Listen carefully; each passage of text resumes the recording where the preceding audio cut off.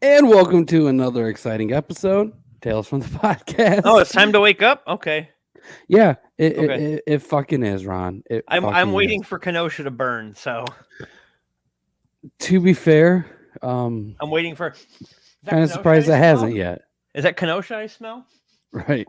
Unfortunately, though, our guest is probably going to have no fucking clue what you're talking about. And you know what? Good for him. He's lucky for not having to know what I'm talking about. Right. American politics. Yes. What the fuck can we say? But anyways, I guess let's go ahead and... What a way to start the fucking show. Hey, you know what? It could be much worse. It could be much fucking worse. We could all be Sean Smithson. That would be way worse. Oh, I mean, hi, Sean. How's it going? How's it going, man? Thanks for tuning in, buddy. We definitely appreciate you here. So, anyways, let's introduce our guest for the evening.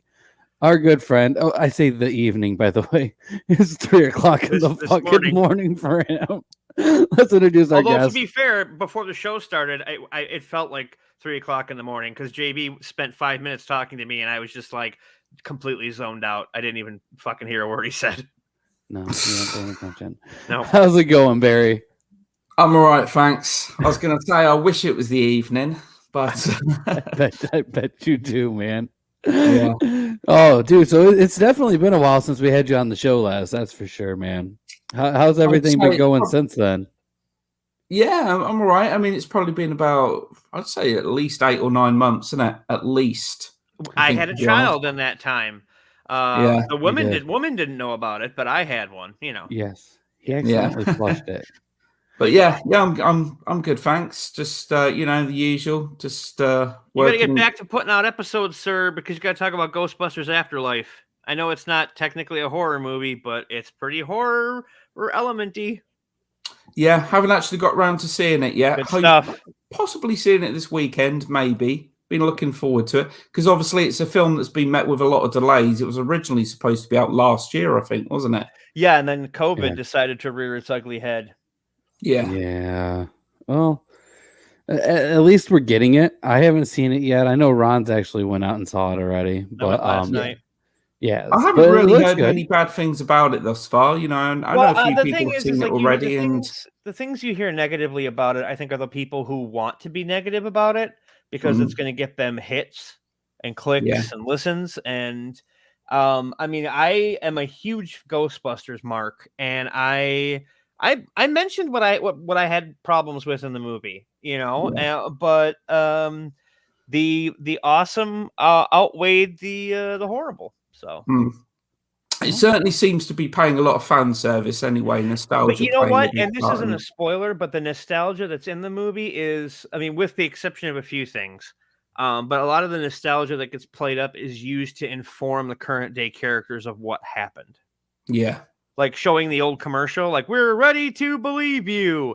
Egon's granddaughter's watching it, so she knows what the hell, so she gets an idea of what's going on. So they really use the nostalgia to inform and not just to like full on play fan service with it. So yeah. So I take it you probably wasn't a fan of the 2016 film, yeah? What 2016 film? Yeah. All right, you've just answered that question. No idea what you're talking about.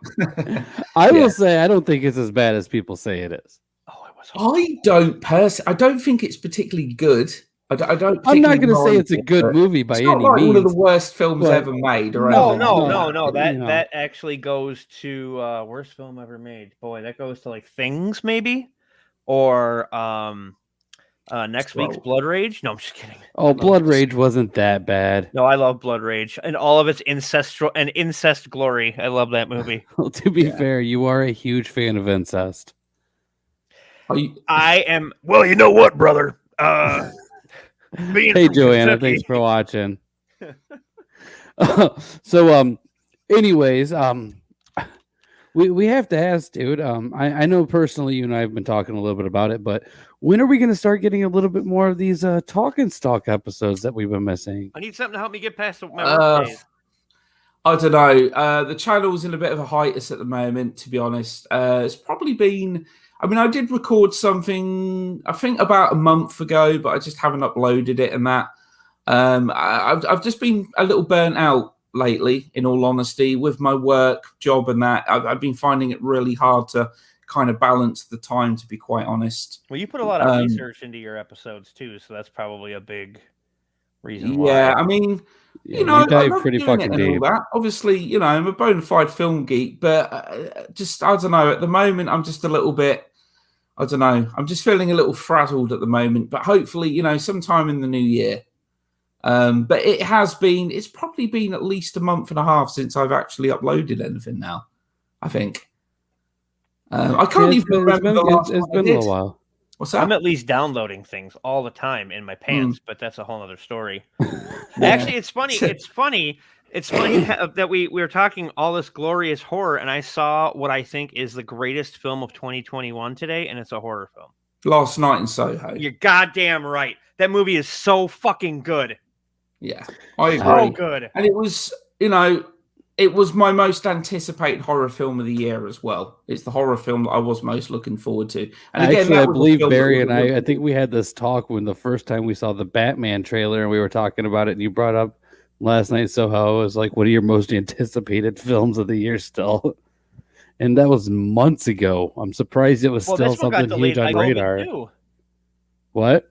The Last Night in Soho got delayed by COVID too, I think. It was supposed to be out in April this year, and it obviously got put back until October. It came out 2 weeks after Halloween Kills.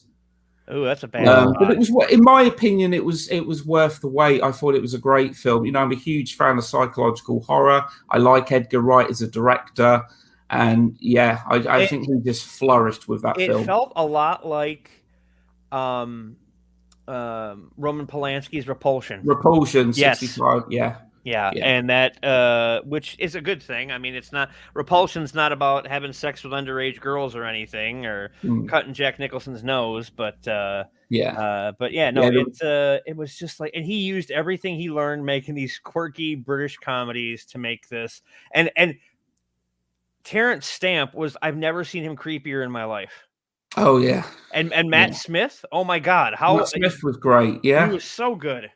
Yeah, and it was great because obviously, you know, being in the UK, I've been to London many times, and I've actually gone through Soho many times, and actually seeing some of the locations that I've actually walked through as well. Really? You know, I think they did a great job of capturing the 60s as well, the 60s aesthetics and that. And I've always loved psychological horror, like you say, like Repulsion, Polanski's The Tenant. I love films that blur the lines between fantasy and reality. And I think the editing was just top notch. The editing was just fantastic. Yeah, I mean, I don't want to spoil anything for JB because you cannot. I'm gonna watch it tomorrow. Go fuck yourself. I know. No, I'm just saying. You don't. I'm not trying to. I don't want to spoil anything because it's one of those movies you should not. You should go in knowing as little as possible. I appreciate that. So you guys heard it here first. Go check out Last Night in Soho, as well as the new Ghostbusters movies. Obviously, that's right. Go watch it, and then you can watch a movie called Blood Rage about incest. My name is Chuck Nasty. I'm from Kentucky. Oh, hey, other me that is mocking. Sean, that's what movie it is. Joanna, I do not have a Tales from the Podcast hat. Our shop doesn't have one. But if you want to pay for one, I'll figure out a way to make it happen. And to be fair, that's my sister. So it's okay for me to do that. My brother, I would just punch him, but whatever. What? If it was my brother, I would just punch him. Really? Yeah. Why is that? Because I'm his brother. Oh. Yeah. And we got for the David record, last chiming night in in here. There Soho was is one of those. before there was the real Ghostbusters series, there was another 80s cartoon called Ghostbusters, which was a Real spin-off to the Ghostbusters was good. 70s Ghostbusters series. But I used to collect a lot of them action figures from the real Ghostbusters. I used to have a lot of the go. Ecto 1 was like one of the best toys to have as a kid. Oh yeah. Oh, Do you they were- remember the Ecto Cooler though? Yes, they yes, I put do. them back out just recently again. Yeah. Yes and no. You gotta like pretty much beg them to get it. Mm. It's not like you Ecto can 2 purchase was it. Wasn't Ecto 2 that like the gyrocopter? Yes. It was, wasn't it? Yeah. But Yeah, I last think I night, had- getting back to last night in Soho for 1 second, is it actually just came out today? I think on Vudu, so you can watch. Yes, it on Chuck, the we Daniel are doing Cole. good. So you don't have to go to the theater to see it. Although, if you have the option, I would suggest the theater because the effects in this movie are a mind fuck, and it really is something that is best experienced with surround sound and on the big screen, especially that sequence when she near the end when she runs into the room.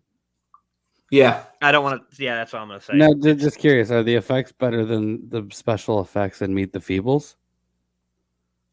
The shit I took earlier are Go fuck yourself. No, it's Early not. Peter Jackson, yeah. Meet the Feebles is one of the greatest movies ever and has some of the best practical effects ever seen.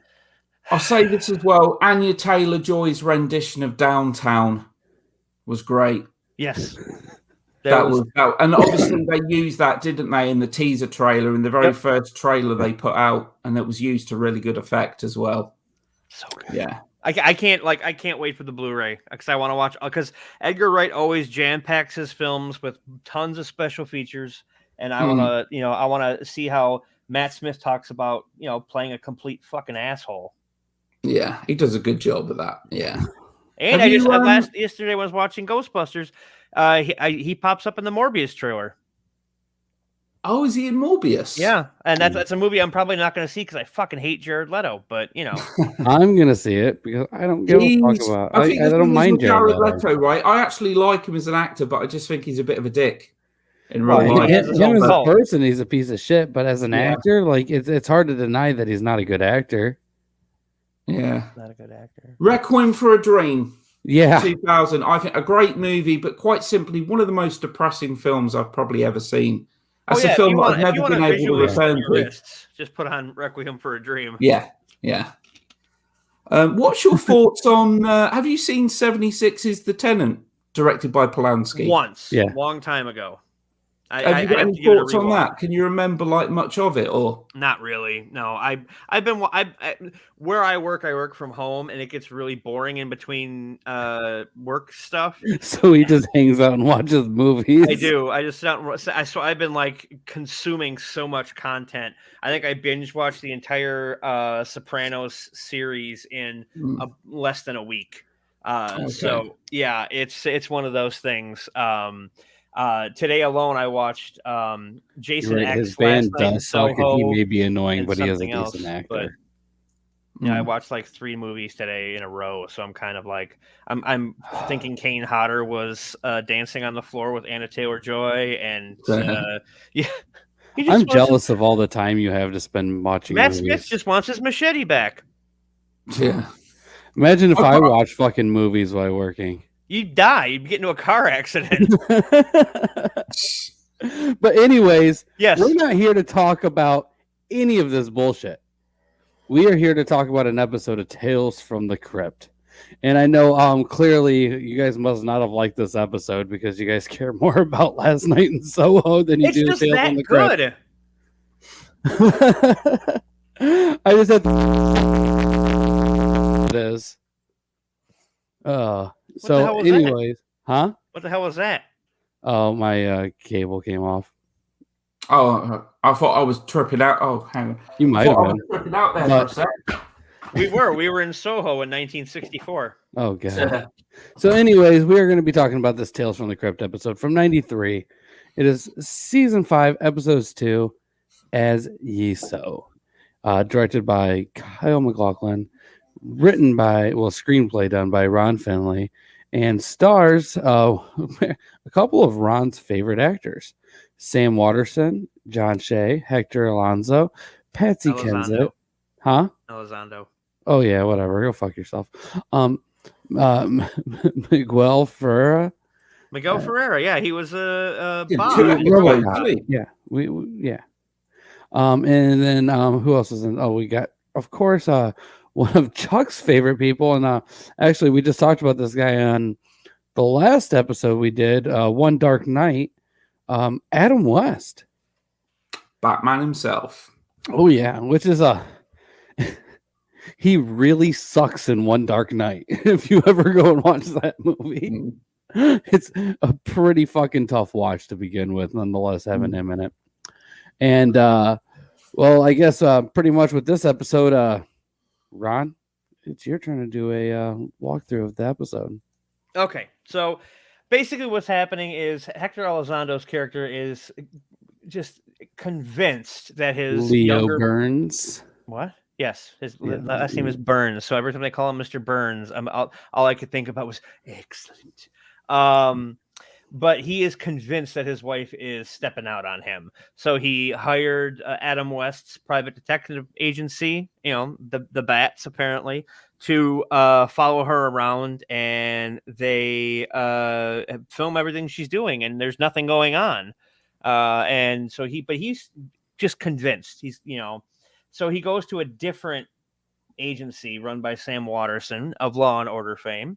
And he's like almost playing devil's advocate, like planting the seed in his head, saying, and that's for during the episode, I'm thinking, okay, Sam Waterston's got something to do with anything that happens in this, because he's got like some weird kind of, I don't know if it's just because he's charming or if he's saying the right things, but he essentially convinces Hector that Patsy Kensit, his young wife from Lethal Weapon 2, and I think she was married to a Gallagher. Thank you for the confirmation on that. I just don't remember which one. I can't. I think it was Liam. I actually get them mixed up. I think Liam it was Liam. No, I can't remember which one it is. The one that's not a dick. Okay, never mind. Then so he kind of convinces him, like, and he says, hey, look, every time she goes, and who goes to to confession every day? And he's like trying to explain, well, she's Irish and that's what they do. And it's like, well, I mean, he's not 100% wrong. Did you notice who the father was, though? Yeah, John Shea. But do you know who else he was? He played in one of the best Superman versions ever. Oh, he was Lex Luthor. Yeah, in which version? The shittiest Superman the version. Best one, motherfucker. Which one? I refuse to say it. You say it. Lois and Clark. With the greatest person who ever played Superman, may I add? What, the 90s show with Dean Cain? Yes, yeah. The only Superman. I never really saw much of that. The only Superman. Save yourself. Yeah. I have to put up with this every week. Good evening, Joe. Thanks for tuning in, man. So basically, he convinces him to go talk to this priest because he says, "Oh, hey, you can tell when you talk to somebody if they're up to no good." So he goes and he talks to him, and the priest is kind of, like, I don't know. Some of the things he says can be questionable, but not to the point where I'm thinking he's having sex with Patsy Kensit. More like I think he's got a stash of Snickers bars in his office type of thing.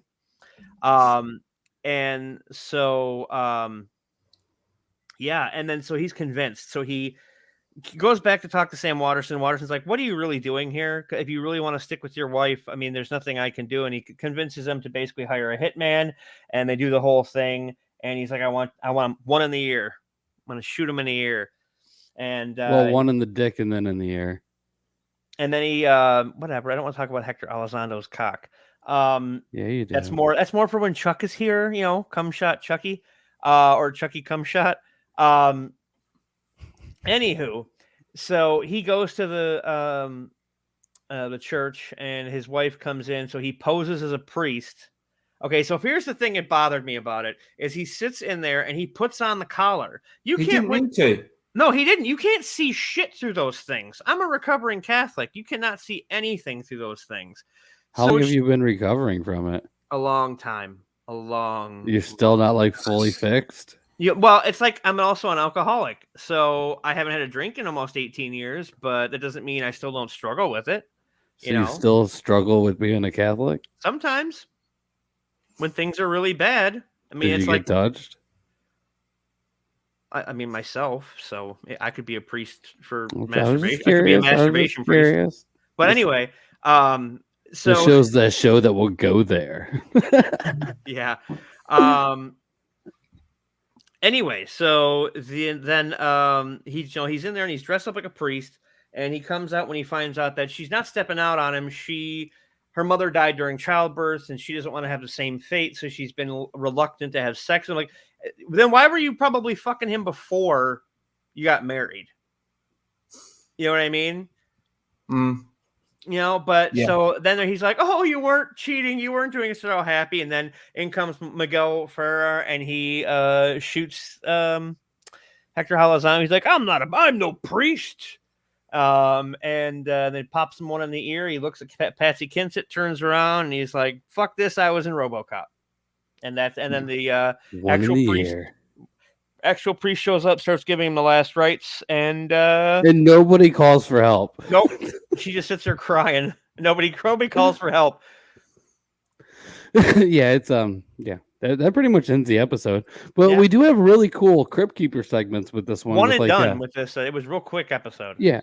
But you gotta admit, the Crypt Keeper segments were actually really, really cool for this one, considering because they're shoving like audio broadcasting in everywhere now. I'm noticing that. There's a fucking podcast kid in the new Ghostbusters. We find out in Halloween 2018 that Michael Myers fucking hates podcasters, really bad. That's true. Joe, I'm not sure where you read that at, but message me privately, and I'll talk to you a little bit more about that. Anyways, that pretty much does it for the walkthrough of bye. Oh, we're not done yet? Okay. Of the episode. But with every episode we do a comic book comparison, which obviously I'm a huge fan of, and which has fallen to you this time. It is my turn. And may I also add that Barry is actually a really big fan of the comic books as well. So it's not like he's just into the TV show. And Barry, did you get a chance to actually sit down and read this one? I did. Yeah, as I say, I mean, I've got every single issue from Haunt of Fear, Vault Horror, Tales from the Crypt and that, but this is one that I hadn't read in such a long time. I got quite a few myself. So yeah, obviously, you sent me it because all of my books are actually at my mum's house, so I haven't actually got access to them at the moment. But yeah, this is obviously one that's If he's got like 4 issues of Lower Birth, he can give you one maybe. No, I'm not gonna. You don't give away a Tales from the Crypt book. I'm sorry. These are all obviously part of the is it the EC archives? No, those I don't have the original not part of the archives. Those are individual comic books. Oh yeah. What you've got, yeah. The archives, you can give away the archives all day long. That's like $20, and you get like a shit ton of comics in it. Yeah, not the same thing. Yeah. But, anyways, I guess feel free to step in at any time you want to. If you notice any other differences that I don't, because we usually just go through and talk about the differences between the actual episode as well, comparing them to the comic book. But in this one, our biggest differences that we get really is there's really no detective agencies. So this guy is not going around trying to figure things out. Nobody's kind of leading him into one direction.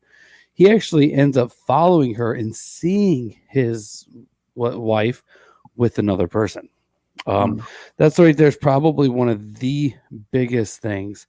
Also, something that you did not really mention in the show, and it kind of gets touched on a tad bit in the comic book, is the fact of why she was pushing herself away was the fact that her, in the episode, her mom died giving birth. I mentioned that. Oh, did you? I'm sorry. I guess I just wasn't listening. Go figure. Hey, it is what it is.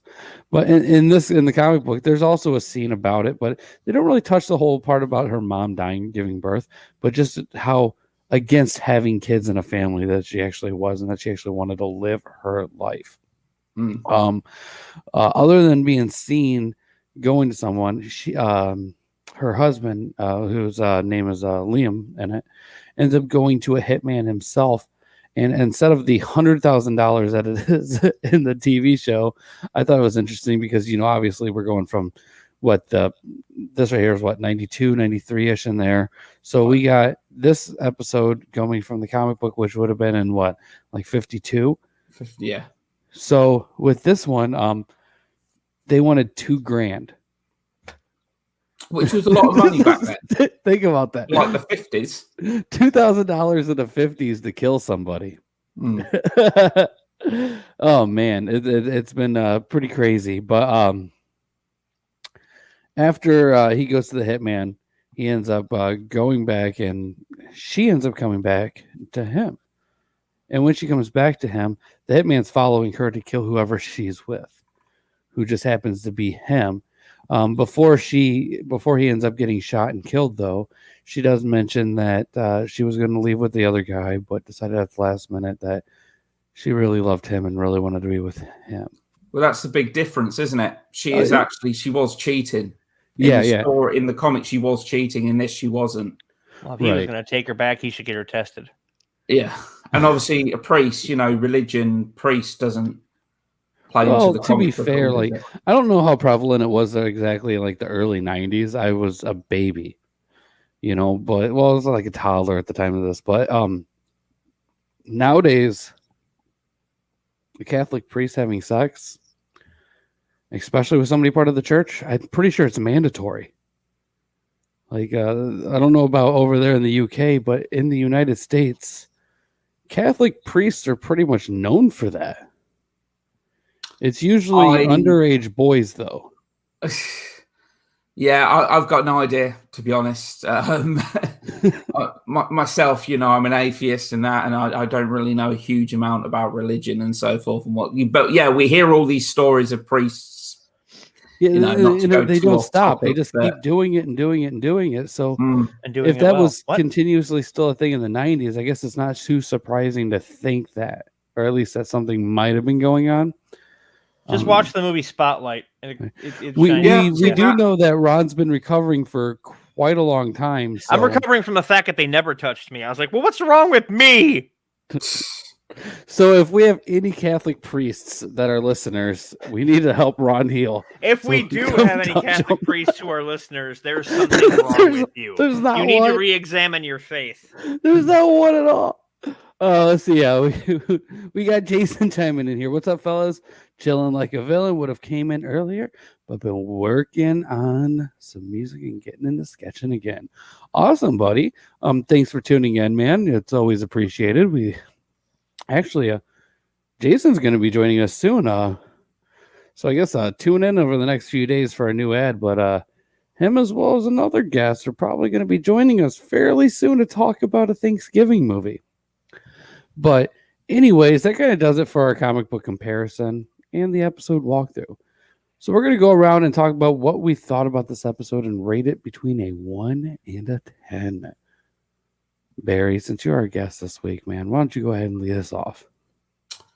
Okay. I thought this was kind of middle of the road. This was okay. Not one of the best. By no means one of the weakest either. To me, this is an episode that's more kind of akin to a Hitchcock, because this was obviously from Shock Suspense Stories, wasn't it? Yes. Not actually Tales from the Crypt or Haunt Affair. So yeah. Shock Suspense, issue number 14. Yeah, more akin to a thriller as opposed to an all-out horror. Yeah, I thought the cast was great. The cast was great. It's like Ron said. Kind of like the scene that doesn't make any sense to me is why he would put that thing on in the confession box. But obviously that has to tie into the twist, doesn't it? At the end of the day, had he not put that on, we wouldn't have had that final end. That twist ending and that. No, I thought it was kind. And then obviously he starts hallucinating and all that as well, doesn't he? I like the bit where he's actually sitting in the car and he what is it? He sees the writing outside the church saying. If you ain't getting it, someone else is. Yeah. He starts hallucinating and all that, and he's clearly losing his mind in that. No, I thought this was was kind of an average kind of episode, not bad. I'd probably give it around about a 6, somewhere between a 5 to a 6, I think. Right. I always remember the ending to this one. This is the thing. I always remember watching this one when I was younger, and I could never remember what the episode title was called, but I always remember the ending of him being shot, wearing the priest thing and that. But yeah, correct me if I'm wrong as well. The priest in it, the actor's name is actually escaping me. Wasn't he in Twin Peaks? The director was in Twin Peaks. Yeah, the director was in Twin Peaks from this episode. Kyle MacLachlan Eaton. No, Ethan you're Cooper. thinking of John Shea, who was in the best Superman TV show for ever fuck's sake. with Dean Cain. He played Lex Luthor. He was also in Agent X. I'm trying to think of what else you might X. know him from. He's been in a lot of shit. I'm Mutant getting X mistaken. too. He looks quite similar to the guy, to the sheriff in Twin Peaks. I'm looking him up right now. The actor's name, he probably isn't, but they look quite similar to each other. He was on Gossip Girl. You seem like a real Gossip Girl type person. I'll be honest with you. When I was watching this episode and I saw him, it almost looked identical. Like, I guess, like, obviously, because they're both priests as they're playing in these roles, but he looked very similar to the guy who played the priest in Midnight Mass. He wasn't. I haven't seen that. That's the new Mike Flanagan show, isn't it? Dude, it's so good. It's fucking amazing. Yeah. I do like Mike Flanagan. He's become a pretty hot property, hasn't he, in the horror genre? Well, you've heard about their his next thing is a Poe adaptation, I guess. And then after that, him and somebody else, there's you're into comic books. Something is killing the children. They're adapting. Mike Flanagan's adapting that for Netflix. So holy shit, can't wait. Yeah. I think a horror film that's very often overlooked, actually, I don't know many people that have seen it, is Oculus. Oculus. Oh, no, that's great. Yeah. Love it. Really good I haven't film. seen a bad Mike Flanagan movie, which is scary to me because I'm waiting for him to fuck up. And I shouldn't be like that. And if you're going to watch Dr. Sleep, watch the director's cut because it may be a half an hour longer, but it is so much I haven't better. actually seen the director's cut, but it is actually on Amazon Prime at the moment. And I was actually contemplating watching it. I haven't seen it since it hit the big screen, which was like, what, I like it. 2019 I like when that Dr. came out? Sleep. A lot of people were shitting on it, but I liked it. I didn't think it was as great as everyone says. I just said everybody was shitting on it. I also didn't really care for Oculus too much either, nor did I really care for the Ouija movie that he did. Origin of Evil. I thought Ouija Origin of Evil weren't bad. I mean, certainly I thought it was a step up from the 2014 film. A definite improvement on that. There are things that I do like of him. Like I like, Midnight Mass, Bly Manor. I love that one. I mean, he's done quite a bit of good. I'm not going to argue that. I really like Hush. Gerald's Game. Oh my god! Yeah. One of the best King adaptations in years. I cannot watch that one part, and you know what part I'm talking about. Because I don't want to spoil it for people who don't know. Yeah. But it is super hard to watch that. And I've seen Threads. See, Threads would hit harder with you than it would a lot of people because you know what I'm talking about, I have a feeling. What, me? Yeah. Oh, yeah. Threads is fucking disturbing on so many levels. And it's just because you don't know. It didn't... Okay, correct me if I'm wrong, but wasn't one of the kid actors in the very beginning, he doesn't show up at all the rest of the movie, wasn't it the kid who plays like the adolescent Damien from Omen 2? Yeah. Oh God, I can't. Yeah, I think maybe, but it's blink and you miss it type of thing. That's why Threads was more disturbing than The Day After here in the States, because the Day After had Jason Robards and John Lithgow and Steve Guttenberg. You're like, oh, this is a movie. You're watching Threads. You don't know any of these fucking people. It could be a documentary, but how are cameras working? Yeah. So you've not seen it, Justin? No, I have not. I thought. Have you seen Gerald's Game? Yeah. Did you like it? Not my favorite. I'll be honest. I to be fair though, before I watched it, I heard everybody just talk about how amazing it is. So I went into it with super high expectations. and middle of the road to me. You know what I mean? I don't know. I guess I just have so many other movies that I'm really into, and I'm more. Blood Diner. Fuck you. Blood Diner is one of the greatest movies ever made. I thought Gerald's Game was like the best King adaptation in some time. Since probably The Green Mile. In quite some time, yeah. Again, I love the sense of claustrophobia because if I was to choose, people have asked me what's my favorite King adaptation, what's my favorite King movie. My personal favorite is actually I love Misery. Right. See, mine's nowhere close to what anybody else likes. What's yours? So, Rose Red. Rose Red. I like how he whispers it because he's afraid people are going to make fun of him. Rose Red. He's like, no, I like it. I don't give a fuck. I think it's a really good adaptation. I think it's a great fucking movie. I love Misery. I mean, directed by Rob Reiner. I think he's directed 2 of the best King adaptations out there. That and Stand By Me.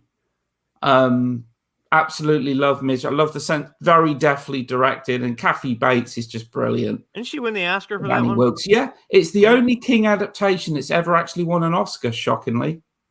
Shawshank Redemption, nominated for 7, didn't win a single Oscar. Which is kind of, you think to yourself, how the hell is that possible? What's that? Poor Frank Darabont. Yeah. It was released the same year as Forrest Gump, and Forrest Gump is the film that actually swept the Oscars that year. That took, which is weird because honestly, between us, I fucking hate Forrest Gump.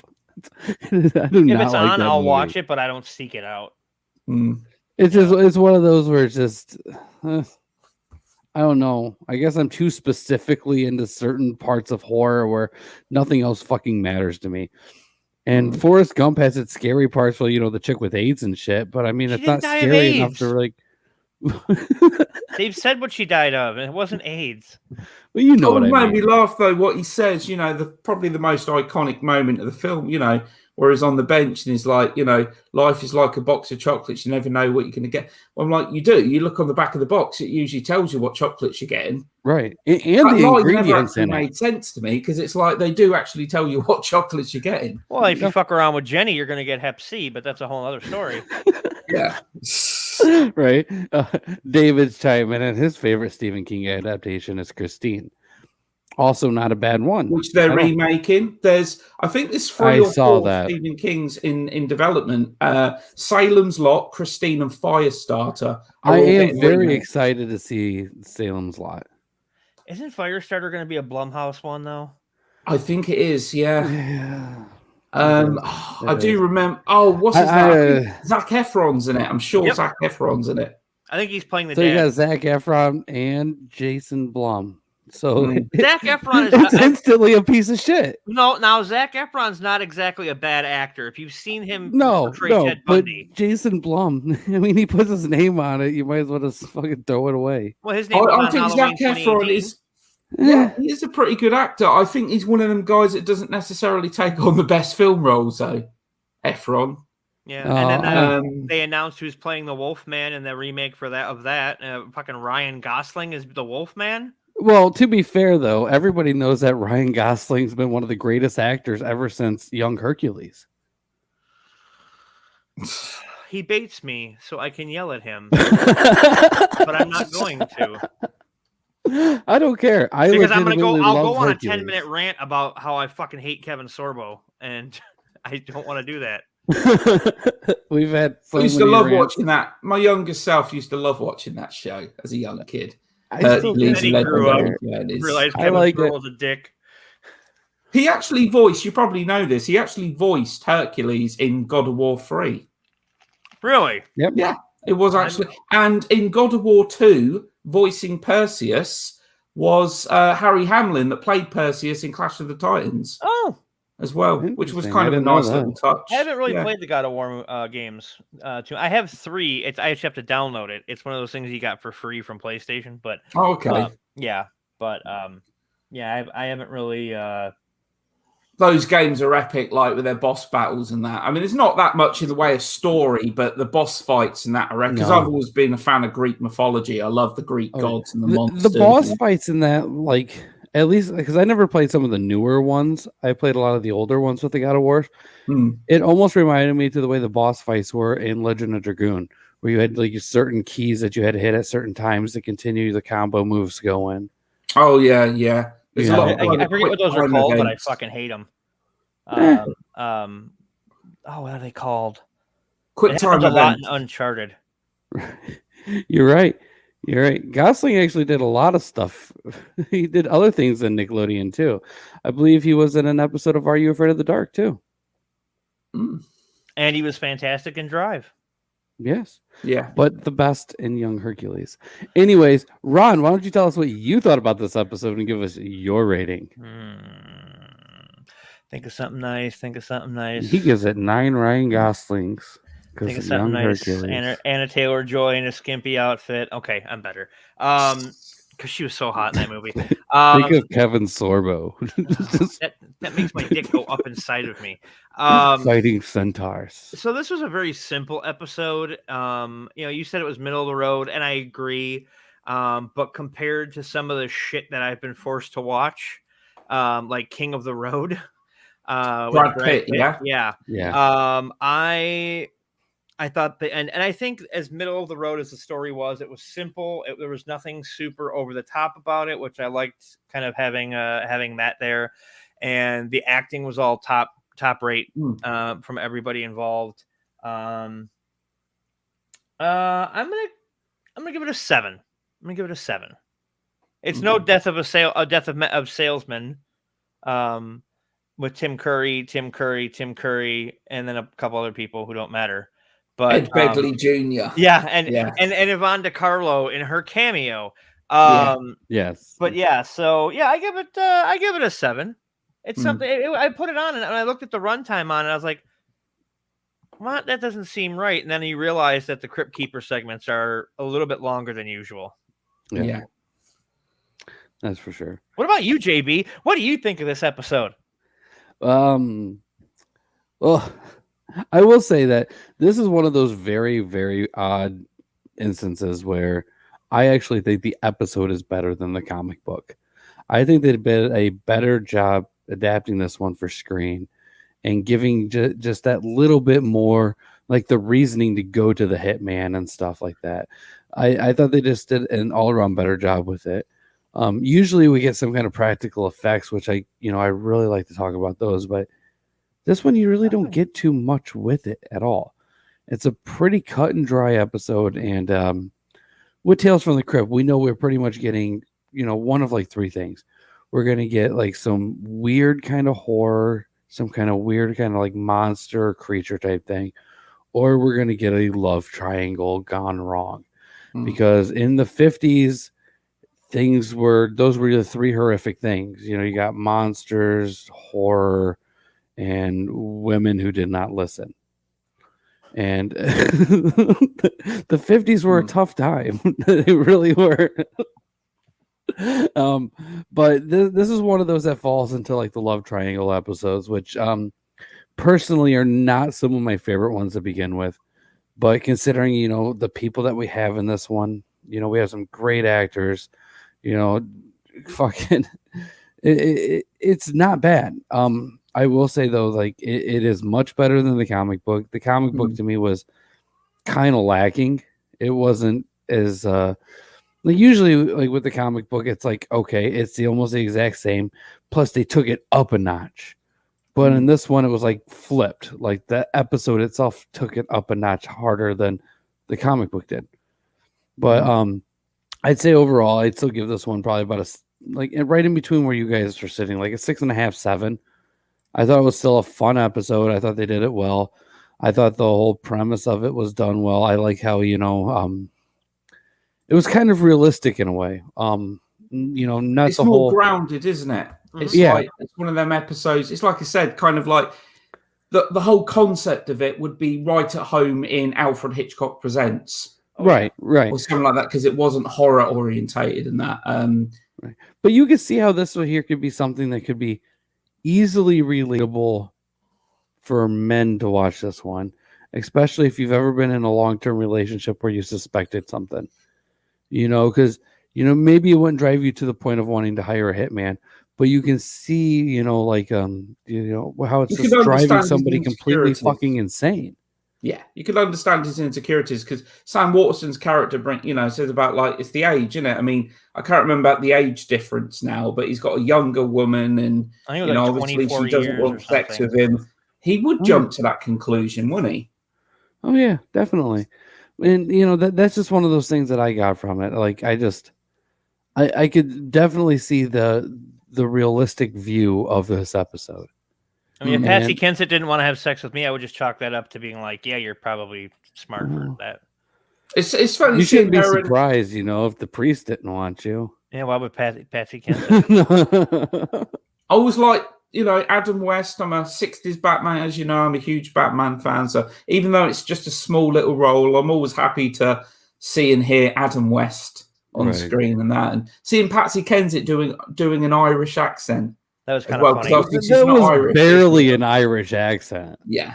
And Adam West was like for the after One Dark Night and everything, he was like the voice of reason in this episode.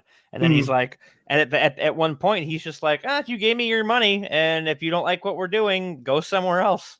Right. I'm gonna take your cash. How else do you think I'm gonna shine my Shakespeare statuette that I lift up to become Batman? Yeah, imagine that though. You paid money to hire a detective. You hire one of the greatest detectives the world knows, Bruce Wayne or Batman. It's Batman. And well, you know what I mean. Same guy. No, they're not. Batman is the person, and Bruce Wayne is the cover.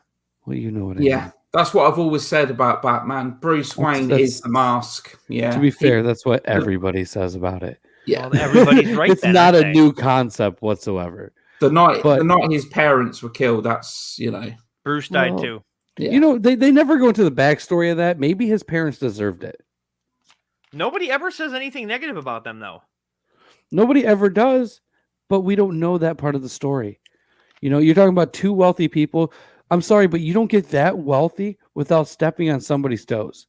They probably deserved what they had coming. And Bruce is Have just you ever lucky read The Long Halloween? Huh? Have you ever read The Long Halloween? They explain a lot. Yeah. Really? Great graphic novel. I'm still gonna sit there and stick with what I'm saying. Maybe his parents deserved it. But anyways, they hire Bruce Wayne. Such language, Sean. Such language. But they hire him, one of the greatest detectives ever, and he still just fucking ignores it and blows it off and goes to somebody else. Like Sam Waterston was actually in probably my favorite episode of. Do you remember the anthology Amazing Stories? Yes. That ran for 2 seasons, and the episode was called Mirror Mirror, and it was directed by Martin Scorsese himself, and Sam Waterston was the lead actor. That episode was scary. That was creepy. I don't know if you remember that one. I don't remember. Every time he looks in the mirror, he sees a phantom creeping up on him, and every time he and when he looks around, it's gone. But the phantom is getting closer and closer each time he looks. It's a really creepy episode. I know Amazing Stories came back, didn't it, for Apple? Very unsuccessfully as well. Yeah, but I like the original 2 seasons. It's funny you mentioned Amazing Stories, though, because that leads me to something else I forgot to mention about Ghostbusters Afterlife, is it has a very Amblin glow to it, if you know what that means. Okay, yeah. So it's very, and there's one sequence in there, and when you're watching it, the first thing that's going to pop in your head is Gremlins. That's all I'll say. So you're getting a real kind of 80s feel when it comes to the horror elements in this. So, but awesome. Back to the episode. Yeah. This episode's definitely been more about other things than other movies. Well, the episode is so short. I mean, and even if it goes for 22, 23 minutes, it goes by so quick. There's not much meat on the bone, so to talk about. It's like, okay, well, he fucked up trying to imitate a priest, and now he's dead. Yeah. That's fair. Bob from RoboCop killed him. Well, he was in 2 episodes, wasn't he? Miguel Ferrer was in another one, wasn't he? Was it the thing from Beyond the Grave? Was it that one? I'm trying to think of which one it was. I think it was another love triangle one, wasn't it? It was another love triangle one, that's for sure. It was earlier though, too. It was season I 3 know or 4. that. God, I know Michael Ravenshadow was on for that episode because he and I were talking about it and geeking out over fucking RoboCop and Twin Peaks. Mm. You mean like Michael and I geek out every other week on comics? Yes. Yeah. Where our last episode we talked about Identity Crisis. Yeah. And produced by Tales from the Podcast Productions. Yeah, The Thing from the Grave, and he's also in another upcoming episode too, In the Groove. So he's done three episodes. 3 episodes. Yeah, maybe another one in the next season. But then again, look through a lot of the things he did. I mean, he's gone now, isn't he? I think he passed away. It was either last year or the year before. Yeah, he actually voiced one of his last film roles. He voiced Deathstroke? Yes, in the Teen Titans movie. What's it called? His last role was actually doing the Stretch Monster and Stretch Armstrong in the Flex Fighters. God, wasn't the Lazarus Effect? Was it? No, let me look. No, Teen Titans. He did Slade. Yeah, it was. Yeah, it was the. Yeah, I know the one you're on about. Yeah. I've got them. I collect all of the DC animated films in that. They're so good. I think that's where DC really excel in their animation. Oh, the Judas Contract. The Judas Contract. He actually did a little bit of voice work, that's for sure. Yeah. Like I just been watching Batman the Animated Series. I'm going through rewatching that, and I didn't realize that technically there's like 65 episodes in season 1. And then when season 2 kicks in, it becomes the Adventures of Batman and Robin. Yeah. And at that point, I kind of lose interest. Like, you remember the first season, you're like, wow, when Robin shows up, this is a treat. But now we get Robin every episode. It's like, oh, fucking get out of here. Go be Nightwing, for Christ's sake. One of my favorite episodes. There's so many greats. It's just one of the best animated series of all time. But one of my favorites is Perchance to Dream, where Bruce Wayne wakes up and he realizes he's never been Batman, and apparently it's all and then he realized that where everything in the books are wrong because you read with the wrong. That was great episode. Oh yeah, mine's Heart of Ice. It's Heart of Ice. Yeah, that actually won an Emmy. That one did because Paul Dini's the fucking man. Yeah. The whole origin story that we all know and love now, and Mr. Freeze was born in that episode, wasn't it? It was created for that episode. But then they more recently, Scott Snyder, when he was still doing his run on Batman, did a Mr. Freeze annual story, and he kind of retconned Mr. Freeze's origin and said that he was stalking Nora. And I'm like, don't do that. Yeah, don't do that. Yeah. Like my favorite Batman villains are the tragic ones. Two-Face, because he didn't ask to be that way. And Mr. Clayface, and it's just like, don't fuck with it. Please don't fuck with it. Feet of Clay's another great one. A two-parter. Two-Face, Robin's Reckoning as well. But yeah, I've got the collection on Blu-ray. There is another Batman animated series coming out that they announced a while back. Yeah, and it's Bruce Timm and J.J. Abrams, and Matt Reeves is doing the Batman movies. They're producers on it. I cannot wait. Apparently it's super. It makes Batman the animated series like it. He said it. I forget what they said about it, but I guess it's going to look way more gothic, like the the decor and everything, which I'm all in on. Definitely. And they also said J.J. Abrams is part of it, though. Yeah, and they also announced. We know it's going to be good then. Disney announced that they're rebooting the X-Men the animated series for Disney Plus. Can't wait for that. And I guess all the original people that are still alive are coming back. So really? That actually didn't it? Same year as Batman. They were both in '92, weren't they? That was a big year for animated superhero stuff. Yeah, I mean, they even had like Fantastic Four and all that kind of stuff, and to lessening effect. But I always tell people Marvel may be on top when it comes to the movie, like the live action stuff, but they can't hold a candle to DC's animated shit. Oh no.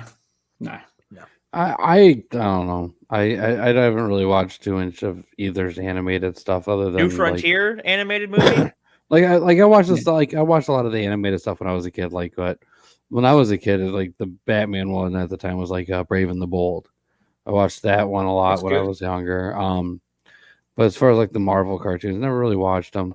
I will say though that you were like maybe half a year old when that came out though. No, it was on TV all the time though when I was a kid.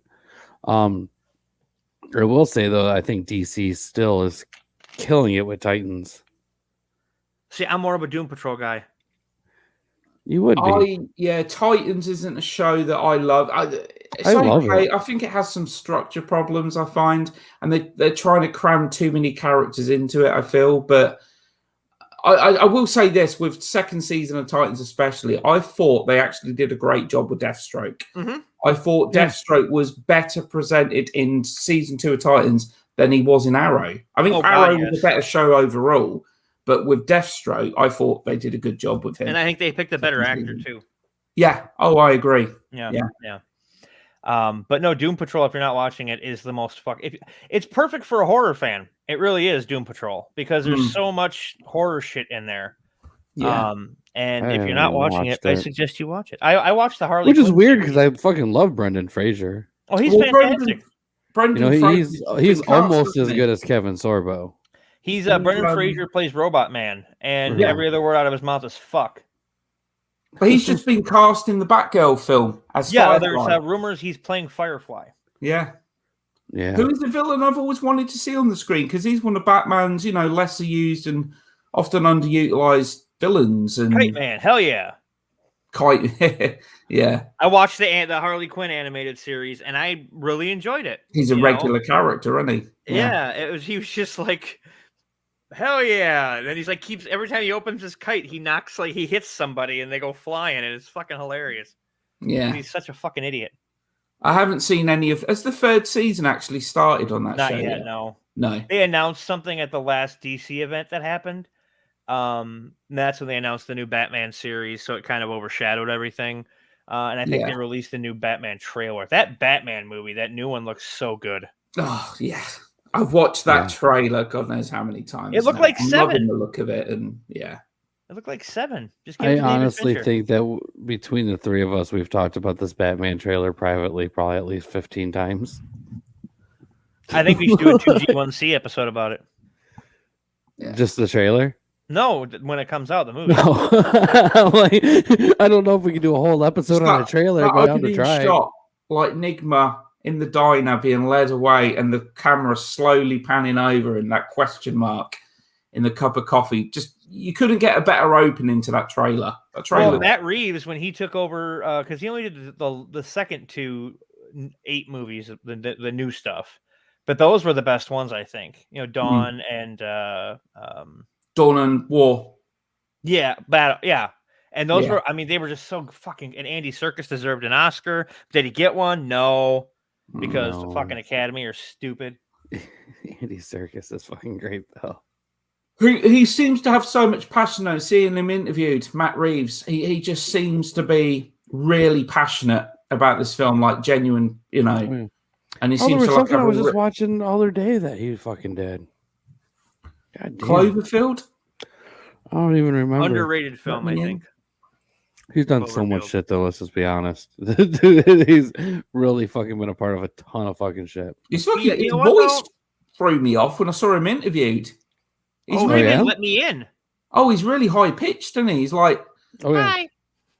Yeah, he sounds very kind of effeminate. What did you expect? I don't know. When I've seen him, I expected kind of this very kind of almost deep masculine voice and all that, but no, he is very very soft spoken. I didn't know he got his start kind of on Felicity, and then he did Cloverfield, Let Me In, the last 2 8 movies, and now the Batman. But he's a producer. He's a producer on all the Cloverfield stuff. And for my money, I think that 10 Cloverfield Lane is fucking amazing. It is.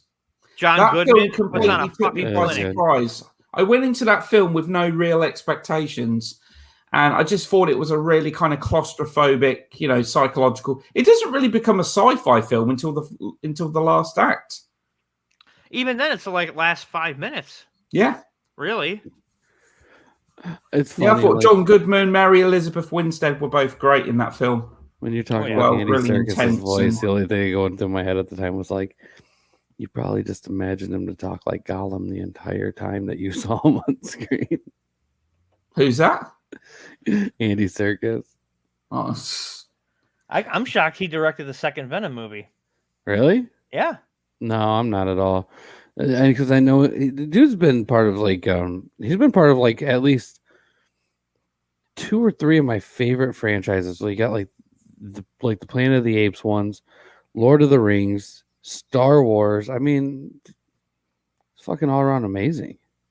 You know, he also plays Ulysses Claw for the Marvel Universe, and I'm wondering how they were. Well, I guess that makes sense because he directed the Mowgli film as well, didn't he? The Netflix film. Mowgli. I think so. Mm-hmm. Yeah. I haven't actually seen that, but I know that came out not too long after the Jungle Book. I have. It's I've seen it. It is what it is. Huh? I think it had quite a cast though, didn't it? Like Benedict Cumberbatch and Christian Bale, and I haven't actually seen it. It wasn't horrible. He actually he did some producing for Netflix too. He did one of my favorite Netflix movies, The Ritual, which I actually really love that movie. I don't know if you guys have seen that one or not. Ritual, that's not is that the film where they're in Norway? Yes. Horror film. Yeah, it's a really good film. Yeah. That's a really good horror. Definitely. Again, that caught me by surprise. I went in with no expectations whatsoever. He says Monster Dog is the best. Monster Dog fucking sucked. Fucking sucked really bad. Anyways, though, guys, it's definitely getting pretty late. It's it's almost time for Barry to wake up early. I'm going straight back to bed, man. I'll tell you that. Right? I'm not going to crawl out of bed until about 9 o'clock. Oh, lucky you. I got to be at work early. Ugh. After I'm done here, I'm going to go play Castlevania. I am not surprised at all. I'm probably going to call and bug you before I go to bed. I have the collection on PS4, so I'm just going to throw a rock and see whichever one I hit. Oh, really? Yeah. Somewhere I actually have the cartridges. I don't know if I'm going to play part 2, though, because it's a bad night to have a curse. Oh, God, yeah. You sure you don't want to do one of my favorite games, Super Star Wars? Oh, really? Yeah. See, I played the third one first because of the way I got into gaming, and I was like, oh, well, I get to play as Dracula's son, and I get to play as a little weird pirate guy. Okay. Yeah. I used to hate in the first game the Medusa heads. Yes, I still hate them. They're so goddamn annoying, aren't they? 30 fucking years, and I still hate them. Yeah. They're like the equivalent to, the Falcons in Ninja Gaiden. Yes. Fuck those Falcons. Just the enemies just constantly respawn, don't they? And it's like, half the time you're not killed by the enemies, technically. You're killed by being knocked over the ledges and falling to your death most of the time. Mm-hmm. It reminds me of One Dark Night where you got the people that died from being bumped into. It's so stupid. Barry, you need to go watch that movie. It's bad. One Dark Night? Yes, with Adam West. Which is funny. Okay. Dark Knight with Adam West? Yeah. Okay, it's a total piece of shit. I'll check that out. No, don't watch it. I mean, when I think Adam West as well, I always think Family Guy because obviously he voices Mayor Adam West, doesn't he? Right, yeah. As well. Also, if you're in the comics, there's something new that just came out, especially if you're a horror person, is DC Vampires. Okay. Really? It's really fucking good because you don't know who's a vampire and who's not. Actually, talking about comic books before you get too far, a good friend of mine, Greg, he has a new YouTube channel which I went ahead and I posted for everybody to check out, called I Like Collectibles, and I actually just won his most recent giveaway, so I should be receiving it soon. But I got haha number 1 graded at a 9.8 coming my way. So if you guys go check out his channel, go click on that link and everything, go follow him and just check out what he's doing. I mean, he's going to be doing a lot of giveaways, a lot of free shit. And he's still in some of the early stages, so got a good chance of winning shit. And I interrupted the shit out of you. Oh, I don't care. No, I'm just get the book. It's good, and it's still early. It only had one issue. The new issue comes out Wednesday or Tuesday because now DC's out on Tuesday. What's it called? DC Vampires or DC versus Vampires, and it's just the first cover is which vampires are they fighting? It just they haven't gotten that deep into it yet. All right, I'm just wondering because it's like I'd like to see the DC characters fight the vampires from What We Do in the Shadows. I love that show. that's Absolutely what I want to love see. that show. I want to see Batman fight Nandor the Relentless. I like the film, the 2014 movie, but the show Really? is just so The much show more. is so much better than the movie. Yeah, because there's a lot more you can do as well. A show's more restricted, like a 90-minute, 100-minute runtime, whatever. Right. The show's like 10 episodes a season. I absolutely love Matt Berry. He's my favorite character in it. We've had lots of conversations about Matt Berry. I haven't seen the show or the movie. Sean says Buffy vampires. So I'm assuming no. they're all Paul Rubens or David Boreanaz. But I do love Matt Berry and the IT crowd. Yeah. And when you're first introduced to him, he walks in on his father's funeral, and he stands there in the doorway of the church, and all he says is "Father." Yeah. Oh yeah, you told me about that. I still need to go watch that. The show doesn't pick up until season 2 because that's when he shows up. Have you seen a show called I think it's called Year of the Dog or Year of the Rabbit? I know. No, the but band. you've told me I need to check it out. I haven't been able to find it yet. Unfortunately, it was cancelled after one season, which is a shame, really, because Is it on any streaming services? If you're a Matt Berry fan, I'd recommend it. Is it on any streaming services? I'm not sure, to be honest. I mean, I've actually got it VPN and see if it's on British Netflix. Yeah, that's probably what I'll end up doing. I got the VPN hooked up to my browser, so he's also in the Mighty Boosh as well. I mean, the Mighty. Oh Boosh, yeah, you probably know that. Yes, that show's like an acid trip. That is, isn't it? It's one of the weirdest. That was like one of my favorite shows growing up. I loved it. Yeah. But I don't know. I really liked the Mighty Boosh. That was a fun one, even though it only lasted for 3 seasons. Yeah. But it was fun. It was fun. Anyways, though, it's definitely getting late. We got to get the fuck out of here. Barry, dude, thank you so much for joining us tonight, man. It's been a great fucking time. It's always a blast talking to you. Can you tell everybody where the fuck they can find you and find Talk and Stalk? Well, yeah, I'm Talk and Stalk. It's on YouTube. Basically horror reviews, horror rankings. I do cover comic book films and that as well. Primarily horror though. So I don't really use Twitter. I don't really use Instagram. So it's basically only kind of promoted through Facebook and but yeah, YouTube. So it's Talk and Stalk. Right. That's awesome, man, dude. Thank you so much, dude. We greatly appreciate having you on, That's buddy. all right, man. Well, I'm going to drop you below. Feel free to sit there for a minute if you want to, and we'll be done in just a minute. Yeah, cool. No problems. So another episode down, man. Yep. We're getting close to ending this. Get season 5. Then we got 2 more seasons and some cartoons, a game show, and we're going to be doing this for 10 more years. Think for yourself. When I become rich and famous, I'm just going to have Joel Silver killed, and I'm going to give you Tales from the Crypt. All right, I'm down. Yeah. And that's going to be the rest of the show. No. You re-going through the episodes as you have the film negatives. And you go through it frame by frame. You do not want to give me the rights to Tales from the Crypt. I'm going to tell you that right now because I'm going to capitalize on it like a motherfucker. Go right ahead. I will finally put the Blu-ray out that everybody's been dying to fucking have for fucking years. And you know what? Just to make somebody like Barry happy, I'll release it in another fucking country. Like on a different format, like a PAL Region 2 or whatever. I'll release it in the UK, but only on Laserdisc. So you can get your Laserdisc players ready, guys. Such a dick move.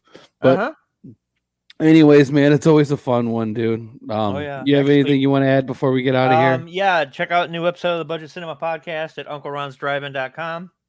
I talk about Ghostbusters Afterlife. New episode of Comics is up. Michael Ravenshadow and I talk about Identity Crisis, the next book. So if you guys want to follow along, the next book we're going to talk about is New Frontier. So get your copies and whatnot. We're going to talk about that and the movie. I'm hoping to have a rough cut of Becoming Undead 3 tomorrow. Very cool. That's something I'm very excited about. And it's my day off. So if I really like it, I can cry. And if I don't like it, I can cry as I'm cutting myself. All right. Please don't call me if you're crying, and only I call won't. me if you're in a good mood. Okay, well then I will never call you. You need happy pills. I'm on them. I just don't take them. I mean real happy pills like ecstasy. But No, I'm good. anyways, man, it's always a fun time with you, dude. Yes. I love hanging out. I love doing the show. With that being said, the crypt is closed.